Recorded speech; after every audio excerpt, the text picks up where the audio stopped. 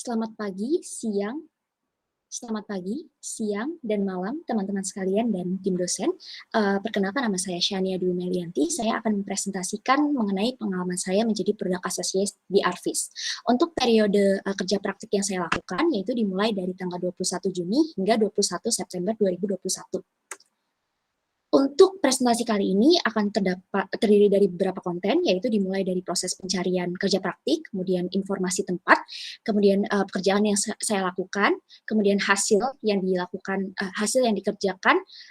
dari kerja praktik saya, kemudian analisis pelaksanaan, dan nantinya ditutup dengan kesimpulan dan saran. Dimulai dari proses pencarian magang, di mana saya mendaftar ke lebih dari 40 perusahaan, di mana saya mendaftar melalui berbagai job portal seperti LinkedIn, Glints, Tech in Asia, dan juga Caliber. Kemudian dari berbagai lowongan yang saya daftar, saya melakukan proses interview di lebih dari 6 perusahaan. Dari interview tersebut, saya mendapatkan 2 offering, di mana saya mendapatkan di Sagara Teknologi sebagai front-end engineer, kemudian dan juga di Arvis sebagai Product Associate Intern. Kemudian yang saya pilih, penawaran yang saya pilih yaitu sebagai Product Associate Intern di Arvis. Untuk profil perusahaan sendiri yaitu Arvis atau PT Aksara Integrasi Sejahtera merupakan perusahaan yang bergerak di bidang AI dengan mengembangkan sistem AI yang didukung dari sekumpulan data. Nah, saat ini Arvis memiliki 2 produk yaitu namanya Arvis CRM atau Customer Relationship Management dan juga Smart Docs yang akan segera rilis. Kemudian untuk penempatan posisi kerja praktik saya berada di bawah Departemen Produk, di mana saya memiliki mentor, yaitu Product Owner yang bernama Muhammad Al-Hadid, di mana saya diberikan tugas dan juga diberikan melakukan diskusi dan juga mentoring dengan beliau. Kemudian saya bertanggung jawab langsung ke Head of Product-nya.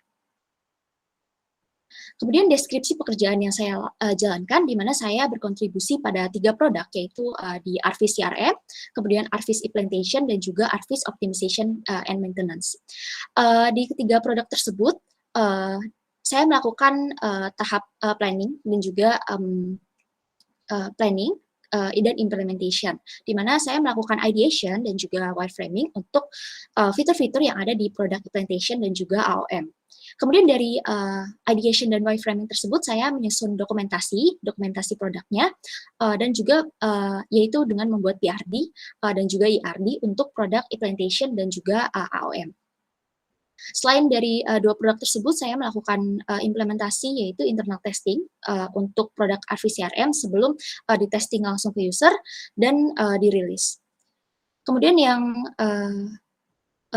dua pekerjaan tambahan, yaitu terdapat 2 pekerjaan tambahan di mana saya melakukan juga produk dan competitor research dan juga menyusun user manual untuk produk Arvis CRM. Nah, berikut adalah berbagai tools yang saya gunakan, yaitu ada communication platform, teamwork workspace, sama task management. Nah, untuk communication platform, saya menggunakan Slack untuk berkomunikasi dengan internal divisi maupun eksternal. Kemudian untuk pertemuan secara virtual dijadwalkan melalui Google Calendar dan melakukan pertemuan via Google Meet, baik untuk daily stand up ataupun kick off meeting. Kemudian saya menggunakan Google Drive untuk team workspace, yaitu untuk berbagi seperti PRD ataupun pitch deck dan dokumentasi lainnya. Kemudian untuk melakukan prototyping atau wireframing, saya menggunakan Figma dengan di mana ini menjadi workspace dengan stakeholder lainnya yang terkait dengan proses wireframing. Kemudian juga saya menggunakan Lucid Chart untuk membuat seperti ERD ataupun high level diagram. Kemudian untuk task management, di Arvis sendiri belum menggunakan task management seperti Jira, namun kami diberikan Google Sheets untuk melakukan pelacakan tugas apa saja yang kita lakukan untuk hari tersebut dan apakah tugas tersebut terselesaikan. Kemudian ada GitLab, ini untuk assign dari tugas-tugas di product implementation kepada engineer dan juga designer. Berikut adalah hasil-hasil pekerjaan yang saya hasilkan, yaitu ada PRD, kemudian ada ERD, ada wireframe, khususnya ini untuk implementation, kemudian ada user manual CRM, ada high level diagram di mana saya membuat high level diagram untuk produk CRM dan untuk produk implementation dan juga untuk produk Arvis optimization and maintenance, dan juga saya melakukan product backlog. Ini ditujukan untuk tim desain atau UI UX designer, dan juga saya membuat produk backlog yang nantinya akan di-assign kepada tim tech atau engineer. Berikut adalah contoh PRD yang saya buat untuk sprint backlog yang nantinya akan dioper ke tim engineer. Dan berikut adalah high level diagram yang saya buat untuk ini untuk master data di Arvis Optimization and Maintenance, di mana nantinya high level diagram ini akan dijadikan dasar untuk mengembangkan untuk mengembangkan fitur yang nantinya akan melewati tahap ideation dan juga wireframing. Nah, kemudian ini adalah user manual yang saya hasilkan, yaitu untuk CRM yang kemarin sudah dirilis di web Arvis. Nah, berikut adalah analisis terkait dengan kerja praktik yang saya lakukan, di mana menurut saya kesesuaian dengan KAKP yaitu sebesar 80%, dikarenakan terdapat perbedaan yang cukup signifikan antara rencana acuan kerja dengan implementasi kerja praktik, di mana ada tugas yang tidak tertera di KAKP, dan pada waktu itu KAKP dibuat masih dalam bentuk prediksi, sehingga tugas yang diberikan pada saat KP menyesuaikan jalannya proyek terkait. Kemudian terdapat beberapa relevansi dengan perkuliahan di Fasilkom UI, di mana ada beberapa matkul yang pertama yaitu manajemen proyek TI, di mana membantu saya untuk memanage dan juga mengetahui stage terkait dengan pengembangan produk. Kemudian untuk komunikasi bisnis dan teknis membantu saya untuk bagaimana berkomunikasi dengan stakeholder baik via verbal maupun melalui teks. Kemudian basis data, di mana mempermudah saya untuk mendapatkan insight dari data-data terkait dan menganalisis keterkaitan data satu dengan yang lainnya.